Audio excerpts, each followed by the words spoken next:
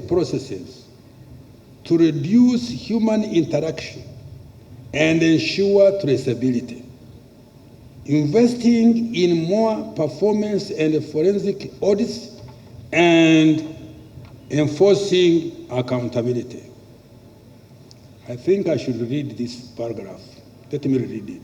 Madam Speaker, government is stepping up the fight against corruption. We are automating all government processes to reduce human interaction and ensure traceability, investing in more performance and forensic audits, and enforcing accountability. Administration of Justice. Madam Speaker, the following achievements were registered. The judiciary has significantly scaled up alternative dispute resolution mechanisms like mediation, plea bargaining, and small claims procedures, reducing justice costs and speeding up dispute resolution. For example, in 2024, a total of 3,391 cases were resolved through mediation. In addition, plea bargaining achieved a success rate of 87%.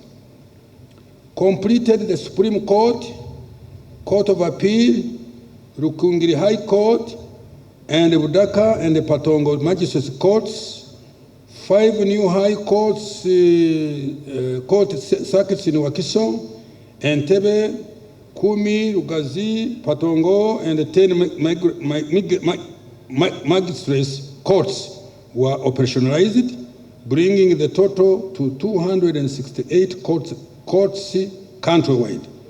Construction is ongoing of regional appeal courts in Gulu and Mbarara, Soroti and Tororo High Courts and Karenga Magistrate Court. This will further reduce travel distances for justice. 3. There is increased use of technology in delivery of justice. The electronic court case management system is now operational in 20 courts, boosting filing rates by 20.6%. Additionally, 20 courts have video conferencing systems enabling online case handling, which has improved efficiency. Madam Speaker, I have provided 602.7 billion shillings next financial year under the Administration of Justice program for strengthening alternative dispute resolution, increased use of technology in justice delivery, building more courts to improve access to justice, and increasing the civil jurisdiction of magistrates courts. Legislation and oversight. Madam Speaker, the legislature has registered several achievements during financial 24-25.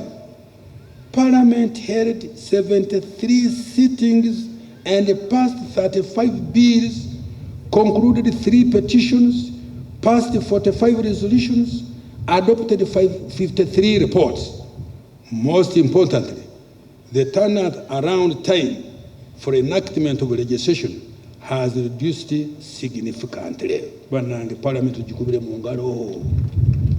I commend you, Right Honorable Speaker, for this tremendous achievement. Madam Speaker, I have provided a total of 1.03 trillion next financial year for legislative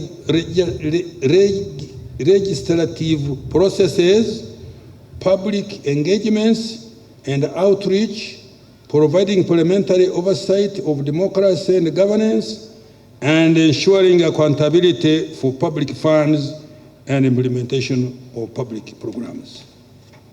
Management of natural disaster.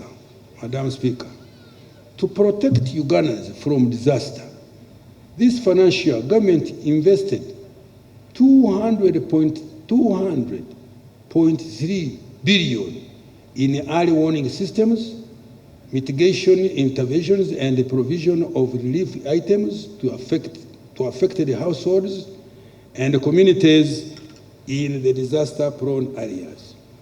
Madam Speaker, next financial year, I have provided shillings to 20.7 billion plus a contingency fund of 169 billion to support disaster management. I have also provided 12.4 billion for improving meteorological services and early warning systems to improve efficiency and accuracy of weather forecasting for agriculture, air travel, and climate change tracking. Elimination of domestic arrears. Madam Speaker, government has put in place a strategy to eliminate domestic arrears in 3 financial years, starting financial year 25-26. Payment of domestic arrears will prioritize suppliers of goods and services, contractors, and compensations for land and to war claimants.